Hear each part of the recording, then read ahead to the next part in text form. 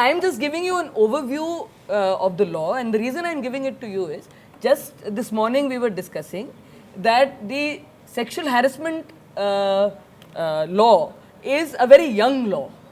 It is a very young law, it is still developing, and but I am now coming to, and when we talk about the workplace, I am now coming to probably a very old body of law, and a very an edifice which has been built for a long time over both by law and by case law, and which is now actually being eroded. The opposite is happening to it. So understanding this is very important when we look at rights in a workplace, because you have to contextualize. Sexual harassment in the workplace, yes, but what about the other rights in the workplace? So if you don't understand it in that context, it's very difficult to understand how actually these things will proceed. So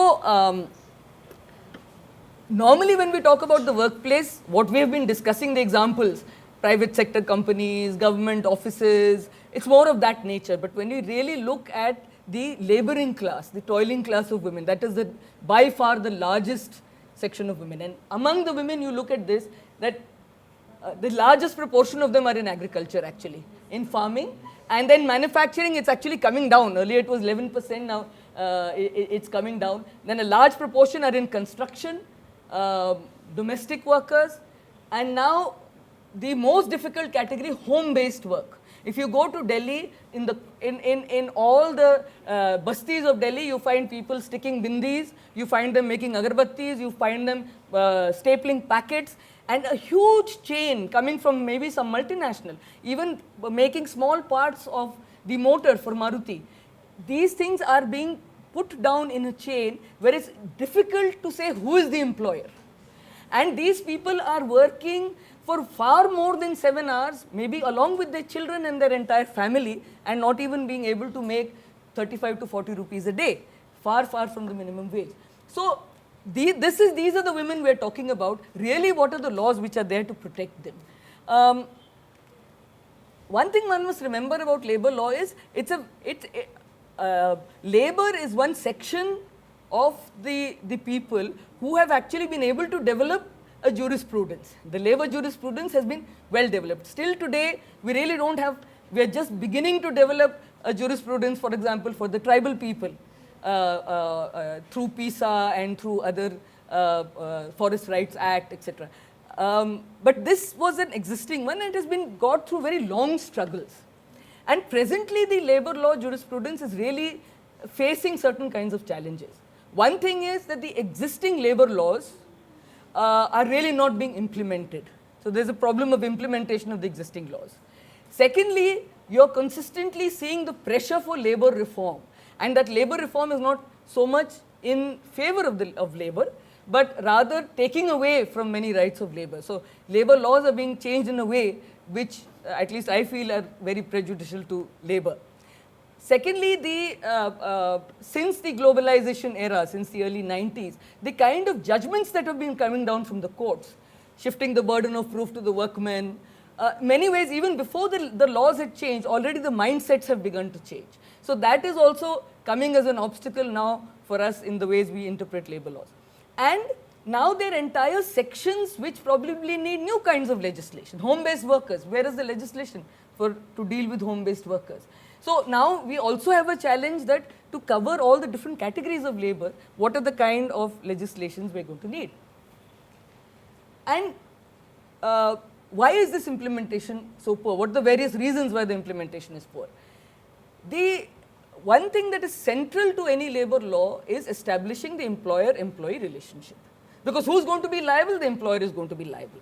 So in a variety of ways, the relationship between the employer and the employee is getting diffused, whether it's through contractualization, whether it's through a series of subcontractors, or whether it is a sort of a casualization, or whether, for example, with the Anganwadi workers, etc., you say now they're panchayat employees, you don't make them government employees, you say they're employees of the Gram Panchayat, or in so many different ways. Or for example, a construction worker, who's working 10 days on this site and 5 days on this site and 2 days with that employer and 3 days with that employer. Who is their employer?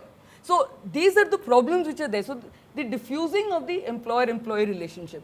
It is not the usual thing that, you know, you're in a factory and you're a worker and here is your employer. Second most important reason why we are unsuccessful in winning labor cases is the lack of statutory proof. We don't have, I mean, there are certain basic things. You need your appointment letter, you need your attendance card, you need your wage slip, you need your PF slip. These are the things which are going to prove where you're working, how long you've been working, what is your status, what is your wage. Most times people don't have a single piece of paper even after 20 to 30 years of work. That is the reality. And that is where the whole challenge comes up with the labor lawyers. How do you prove the evidence? How do you show that this person has been working for 30 years? There's nothing, they don't have anything to say. And the moment they will raise a dispute, they'll probably be thrown out. So the lack of statutory proof and the lack of effective unionization. Many of the labor laws assume that you're going to come through a union. Industrial Disputes Act assumes that you're going to come through a union. And also, as an individual, it's going to be very difficult for you in any case to raise disputes. So an effective union, a strong union is an honest union, not a what is called a pocket union of the employer, but a real union which is going to fight for you. It's very important. And nowadays, actually unionization is being resisted very strongly. There are many states where they're not allowing you to register new unions. There are many states where they're insisting that you can't register a general union. You have to register a union only in a particular industry, in a particular district, sometimes in a particular factory. So they're not allowing you to make a union which brings a lot of workers together. This is a very serious problem. Abject failure of the regulatory mechanism. There's supposed to be inspections for everything. Now, the industrialists go on and on about this Inspector Raj. I don't know where this Inspector Raj is. I haven't found it anywhere. As far as I know, the inspectors go once a month and have chai, nashta and something else and come back. And they don't seem to be doing very much because at least in Chhattisgarh, what we find in all the industrial areas, as a rule, people are working 12 hours a day. It's 6 to 6, 8 to 8 that they're working. There are only 2 shifts, there are no 3 shifts. As a rule, they are not being paid double overtime, often they are not being paid minimum wages also. There are huge problems with health and safety. Even in the public sector plants now, like for example, the Bhilai Steel plant. You would be shocked to know, Bhilai Steel plant used to have 96,000 permanent employees in the early 90s. Today, more than 50% are contract workers and there may be 20,000 permanent employees left. All the rest are contract workers who are being given 1/3 of the wage of a permanent worker and doing the same work. And this is in the public sector, mind you, so just think what is happening in the private sector. This could not have happened if those factories were being regularly inspected. And that is obviously not happening. The failure of the conciliation processes. The assumption when you go into labor law is that they don't take you directly to the courts. When you raise the issue, there's a conciliation process. So the notice goes out, maybe you go to the assistant labor commissioner or the labor officer, he issues a notice, the employer comes. Most often than not, conciliation processes are an utter failure. The employer never comes. This is as a rule, the employers never come. And then eventually the conciliation officer says, sorry, I will refer you to the court. And the joke of it all is, suppose you had come with the dispute saying, my employer does not give me any attendance card and vetan slip.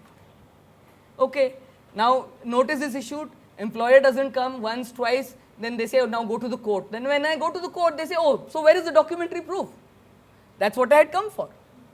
So this is the kind of situations which workers are finding themselves in. The lack of level playing field.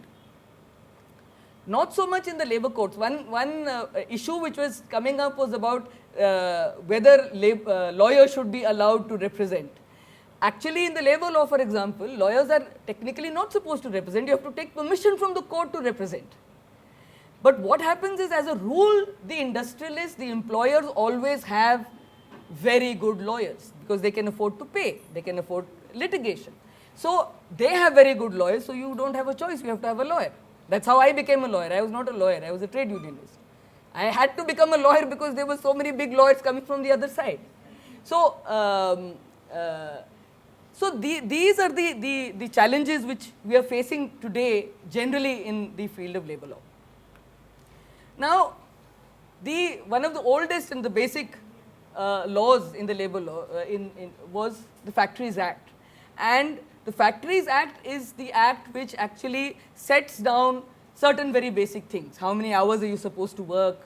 That there should be a register of adult workers, how many people are all working in the factory, what are the basic facilities you have to provide, what is the standards of health and safety you're supposed to provide there, and for example, storage of chemicals, uses of chemicals, etc.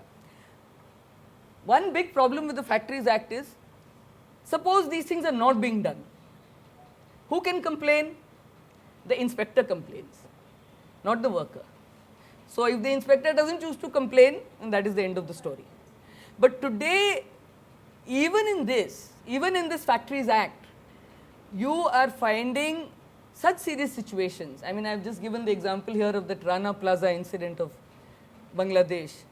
Actually, that is this exact incident which had happened on 8th of March, and that's why we observe 8th of March, when women garment workers literally threw themselves out of the windows of a burning factory, and so many of them died, and that's how we began to observe 8th March. Actually, that was that was begun by the working class women, not the women from our class, but the women from the working class. And in the Factories Act, there are certain provisions which are for women. Now, these are also being changed. For example, there were supposed to be no night shifts for women. You must have heard that recently one of the changes in the labour law that is being brought about is that night shifts will be permitted. Now, it should have gone hand in hand with very stringent conditions about sexual harassment, because nobody talks about the harassment which goes on in factories. You talk to working class women, being harassed by the contractors, by the supervisors is a normal thing. It is sometimes quid pro quo. You might not get your job the next day if you're not going to give favors. There may be so many different forms of it, and actually one of the very serious things. Creches are always written everywhere in every labour law. Factories Act has it, Contract Labour Act has it. The creches are nowhere to be seen. So, laws relating to wages. Now, the basic laws relating to wages, of course, are the Minimum Wages Act and the Payment of Wages Act.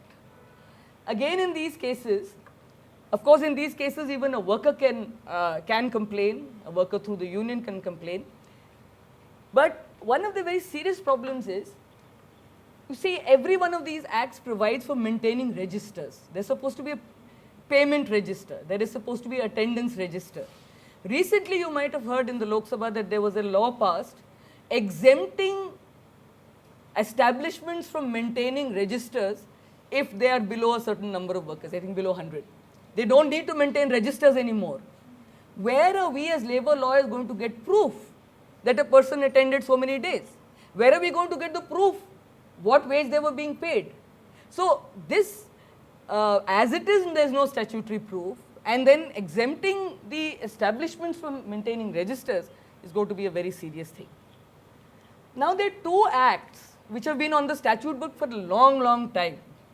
Nobody ever bothers about them. One is the Equal Remuneration Act, which says that there should be equal wages for similar work. Now, this is a very dangerous word, because actually what is done is that the work which women do is devalued. And so it is claimed that this is not the similar work to what the men are doing. For example, in a mine, in the iron ore mines of Dalli Rajhara, for example, there is a practice for husband and wife teams to work together in the iron ore mines. So the husband will usually do the work of raising the ore, or the wife will do the work of raising the ore, and the husband will do the work of loading the ore. So one person will be digging and one person will be throwing it in the basket. It is, this theory is made out that the work of breaking into small stones is an easier work. It's a different work. It is not a similar work. And the work of picking it up and throwing it into the truck, loading it into the truck is a more difficult work, it's a more strenuous work, therefore it's a different work, therefore it requires different wages. It's a different matter that Shankar Bhuani Yogi's union, when they went on strike for increasing wages, actually extended their strike for another 1 month only to get equal wages for both of them. But this is something which demands a gender sensitivity in the trade union itself. So equal remuneration, actually if you look at the act, there are some very good provisions in it. There is a provision for advisory committee, there is a provision to prevent discrimination in recruitment. So actually there are supposed to be committees which tell you that look, you can recruit women for this work. You don't need to segregate them in certain ways. You don't need to only have women की झाड़ू लगा रहे हैं factory में, बहुत सारे और काम वो कर सकते हैं. But this is one of the most neglected legislations which all of us need to pay a lot more attention to. Penalties, there are penalties here for, which are stringent penalties for not giving equal remuneration. But again, we are unable to document the fact that actually it should be considered similar work and they're not getting similar wages, and therefore that there should be penalties. The Maternity Benefit Act, at least as far as I know in the industrial areas of Chhattisgarh, I've never seen it used. But actually this is another very important act. You're supposed to be able to get, for example, for a delivery, a total of 12 weeks of paid leave, 6 weeks before and 6 weeks after. You can even get 2 weeks for a tubectomy. You can get 6 weeks for a miscarriage. But because actually we are not able to protect our women workers and give them a permanent status, most of them are working as contract workers or casual workers or what are called supply workers. So they don't get work continuously, and therefore it's very difficult for them to actually, and usually they're at the mercy of contractors whether or not they'll be able to work. So they are not able to get these benefits. I'll quickly skip through this. Provident Fund, ESI, this workmen's compensation, most of you are familiar with all these acts. These are the Social Security Acts. These are also very important part of labor laws. So there are laws for wages, there are laws for social security. The ESI, for example, actually is an insurance. That means that because something is being deducted from your wage and it's supposed to cover all workers, even if they have worked for a very few days.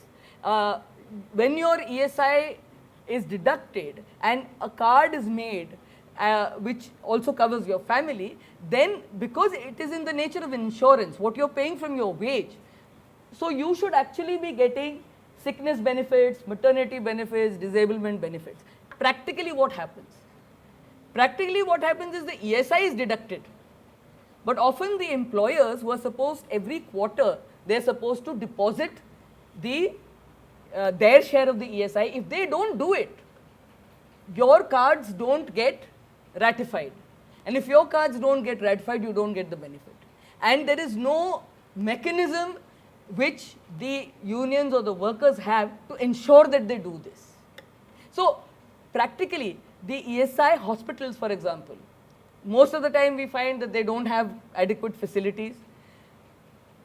In Delhi, there is a huge ESI hospital in Okla which they are planning to privatize and sell off to somebody, that's what I've heard. So they have the infrastructure, but they are now going to privatize that infrastructure. And most of the time referrals are made, and in that referral people have to go to very expensive hospitals. Reimbursement takes a lot of time. Ultimately it boils down to the fact that people go then to private doctors. They don't go to the ESI system anymore. Because if you, suppose you're seriously ill, you have to first go to the ESI. The ESI will refer you to a bigger hospital. Then you will go there. Then you will spend out of your pocket and be reimbursed many months later. It is almost impossible for a working class person to do this. Workmen's compensation, I think all those of you doing labor law would realize that these are the only cases which are running now in the labor courts. Because workmen's compensation, the moment there is an accident, whether fatal or whether of a permanent disablement, you will immediately find lawyers rushing to that house and then they immediately decide 20% commission, 40% commission. They decided, they file the case on their own, because they know that it is a very simple procedure. There's a very simple calculation. It only involves the age and the wage of the worker, and there's a set formula how much compensation is going to be available, and they are going to pocket a commission out of that. So workmen's compensation cases are the cases that you are seeing are running continuously in the courts. Otherwise, you find very little litigation on the other issues. Interstate Migrant Workmen Act. Actually, if this act was really implemented, migration would stop. Because what this act says is that if you employ migrant workmen, you should be registered. A contractor who takes migrant workmen has to be licensed. And a migrant workman cannot be paid less wages or less benefits than whatever the other local workmen are getting. So if there is no advantage, if you can't take workers and make them bonded in some place, pay them less wages or pay them no wages at all, then what is the big idea of taking migrant workers? So actually, if this was really strictly implemented, the whole process of bondedness, which we are seeing today in the Eent bhattas and brick kilns is the biggest example, but people are going from Chhattisgarh. I know the people go all the way to Srinagar, to Ahmedabad, to Chennai, and in most places they are bonded. Huh? Kerala. So people are migrating like this, and if you go to the areas where people are migrating from, there's usually a very clear pattern. These are all areas where, when agriculture fails, even if the Manrega projects are put up, the payments are not made. So the payments are not made between, say, October and May, and then advances are given by the brick kiln owners, and people are taken to the brick kilns. One very important act which most of us ignore is the Industrial Employment Standing Orders Act. This is an act which basically defines how are people going to be classified, how are they going to be, I mean, if there is misconduct, how is misconduct going to be proved? How are they're going to be changes in their, whether it's hours of work or whether it is in their wages, what is going to be the process by which all this happens? So these are the Standing Orders Act.